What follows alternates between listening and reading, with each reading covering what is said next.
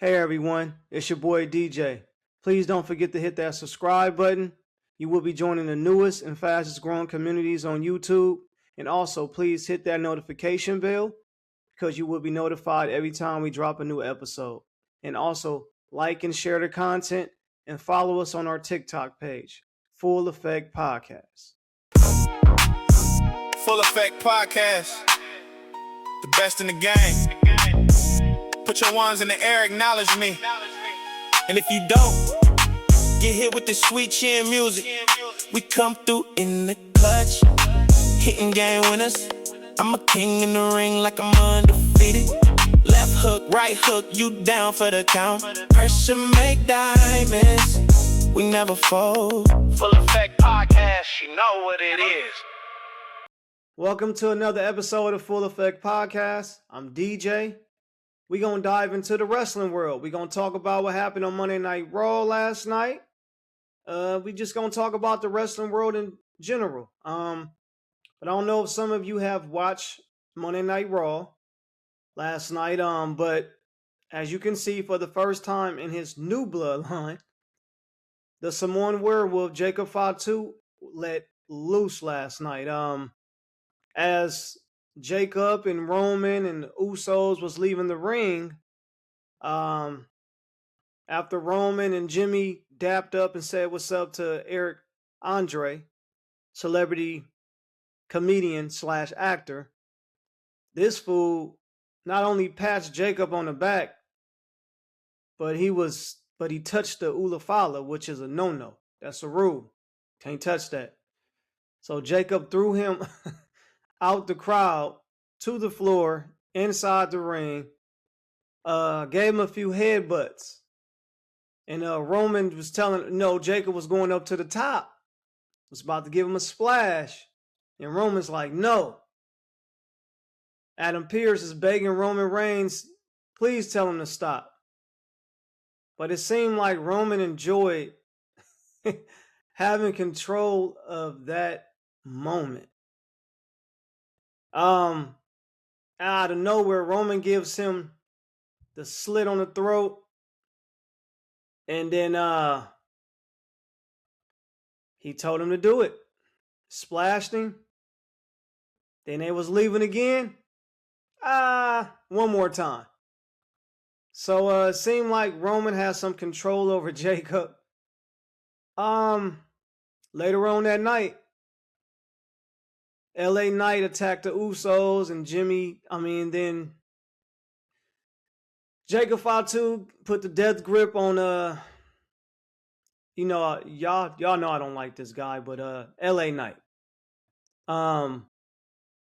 It seemed like that was a moment where they could have bonded, Jacob and the Usos, but you can tell that when we rewind, when Roman acknowledged everybody in the ring when Raw first came on, he never acknowledged Fatu yet, but he gave him this brown ulafala. And you could tell the Usos was looking confused. They were kind of like, what the hell's going on? You could tell Jay not feeling it. So fast forward again, when he came out and helped the Usos, Fatu put the death grip on him, and it's like, the thing I don't be liking about Jimmy, he always trying to be this peacemaker. Then people get rocked with a finisher or get rocked with a punch. And this what happened to Jay again, because Jimmy always want to be the peacemaker.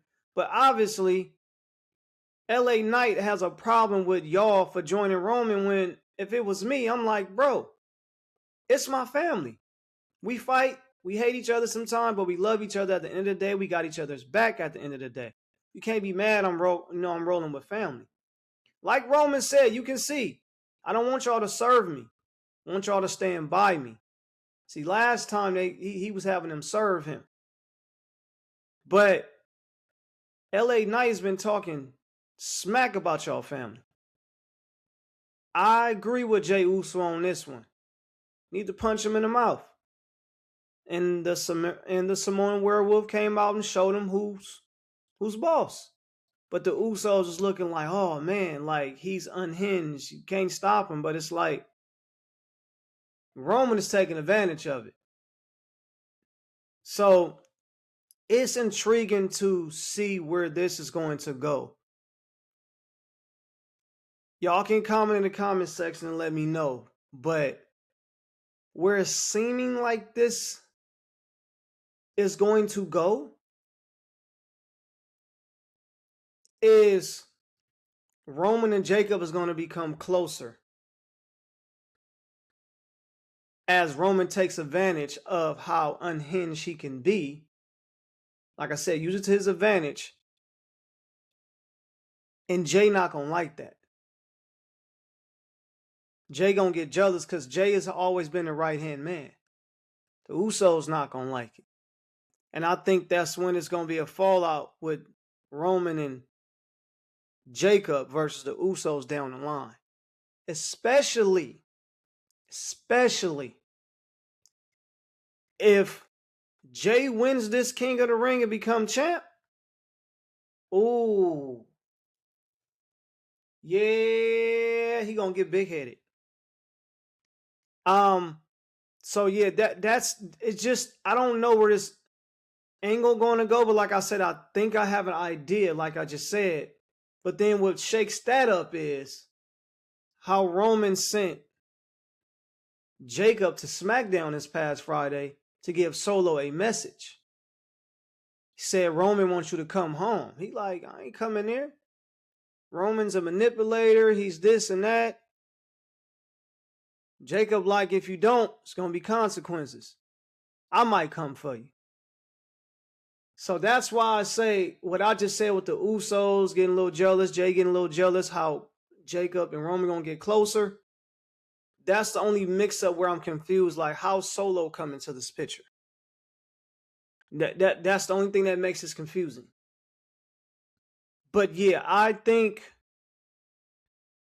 what WWE can do to make this more interesting and make it more... First of all, before I go on, for all y'all who bitching and complaining about, oh my God, they're bringing the storyline back, the bloodline back, and bloodline 2.0 and yada, yada, yada. Name me a storyline that can hold weight, be relevant, put butts in the seats, draw money, and sell a ton of freaking merchandise for the last 5-6 years. I've been a wrestling fan since I was 2 turning 3 years old. You know why I was a wrestling fan that young? Because I had older siblings and cousins that used to watch it. I've been watching wrestling since Coco Beware, Jake the Snake, all that. I ain't never seen a storyline that carry weight like this for 5 to 6. What? I think it's 6 going on 7 years. That's why this family, Roman, is going to be stamped in history, whether you like it or not. When Roman was gone, when Seth Rollins and CM Punk was champ, right? They are 2 workhorses. But how much money did they draw? Did they have aura like Roman? Do the company make money like how they do when Roman is a champ or when Roman is around? It's proof. I'm going to say this again. Before the tribal chief was invented, before he came back on Rest in Peace, Bray Wyatt and Braun Strowman, stocks was at 11%. And when he lost the belt to Cody, 4 years later, do you know what stock was at? It was at 170, 171. You can like him or dislike him, but the facts is the facts. The numbers is the numbers. Y'all do that with LeBron James, right? We're going to keep it right. But this storyline has been going on for years. So I'm intrigued to see where is this going to go with Jacob, with the Usos, with Roman. How does Solo come up? And then we got, of course, the rumblings, Zilla Fatu. It's rumors that he was at the WWE Development Center. I don't know if it's true or not. But speaking on that, before I go on, I think this is the last year for Zilla to get signed. This is the perfect. Last year was perfect. This year's a perfect time for him to get signed now that Jacob is with Roman. Solo got his own group going, MFT.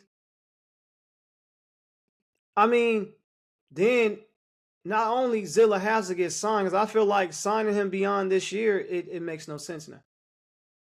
Because you have Bloodline cinema going on, and Solo is starting to creep into that picture with his group. And then the last question is, where do Zilla go? What side do he go on? Because you know him and Jacob like this. Do you pin them against each other or pin them with each other? That's the other question. But we already know a bloodline war is coming. We already know. But it's just the thing with Solo, though. When Solo lost his tribal combat, he never acknowledged Roman.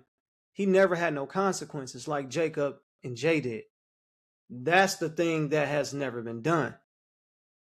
So we're going to see where that's going to go. And then moving on to, I'm shocked, to the Dominic Mysterio versus Oba Femi. I'm shocked. I'm shocked that Oba won for the fact of I thought Brock was going to come and help him that match. Because I thought they were going to make Dom king of the ring. I really did. I thought they were going, whether we liked it or not, they was going to make him king of the ring. But then what seconds me that is that this Jey Uso factor. And then if you guys notice, it's like, okay, Oba won in dominant fashion towards the end, even with the outside finish from McDonough. We already know what's going to happen. His his finals match at Night of Champions, it's Brock's going to interfere. So I'm going to tell you this. It's set up for Jey Uso to win. I don't see how Jey Uso don't win. Because now the Vision got an issue with Javon Evans. They jumped him last night. Right? So now the Vision could interfere with that. Jey Uso moves on. Right? Jay and Oba in the finals. Who you think coming out to spoil it for Oba? Brock. They're not going to put Oba against Roman right now. Not yet. Not yet. But do they now when Jay win this, do you put the title on him? That's something we got to think about. That's the question. Do we put the title on Jay and have two titles in the bloodline? I'm with Bubba Ray. I'm with him all the way. I would give both titles to Roman and Jay. Jimmy needs a single run, man. He's never... Give him... Jacob already had the U.S. title, right? I think he did. I would give Jimmy the U.S. title and give Jacob the Intercontinental title. I would. It just makes sense. This faction is back. But that's where I'll be shocked if Javon Evans beat Jey Uso because of what's going on with Javon and the Vision, like I said, and then we are expecting Brock to screw up overfilming plans. So it's kind of crazy. But my thing is, what's also confusing is that I don't think Cody gets past Gunther the second time. I don't. But because then again, it's like Jay already beat Gunther at WrestleMania, so do we see that again if Jey Uso makes it to the finals and Gunther beats Cody? It's many ways we can spin it, but it's many ways that a script that we may have seen before if you go that route. Or do Cody hold on to the title? Because I've always thought Cody was going to hold on to the title since Roman got this title because they're trying to set up them both for Crown Jewel. I've once when Roman took that title from Punk, I'm like, oh, and then I seen Cody beat Gunther because I thought Gunther was going to beat Cody. But once when I seen that, I said, oh. And then they had that face-to-face, Cody and Roman backstage after Roman beat Jacob twice. Oh yeah, I said, yeah, they gonna say them for for Crown Jewel, champion against champion. But now that Jay is advancing, I think that's the route you go because down the line you draw some tension. Jay gonna try to overstep the tribal chief. But if I'm gonna break up the bloodline way down the line, we already seen Jay crash out on Roman. He was the one to break it up. It gotta be Jacob. But you know where I would go? Jimmy. Jimmy always the peacemaker. He's always a nice guy. And he always gonna snap only if you do something to Jay. Have Jimmy spaz out. That's the guy to break up the bloodline way down the line. But yeah, that's just my personal opinion. But like I said, I don't see Cody holding on to the title, beating Gunther for the second time, unless we got Sammy as a guest referee. So that's the only way. But if Sammy don't interfere, I see Gunther winning. And before I go, we got to talk about we haven't seen Stephanie Valkyrie, who I love in the ring. I think she's beautiful. Yeah. Rhea and Bianca stepped over. That's my new WWE crush, Stephanie Valkyrie. Lord have mercy. But Randy, you haven't seen Punk, but we've seen Punk in the public eye a little bit. He's jacked up. He was talking about the UFC event about not going.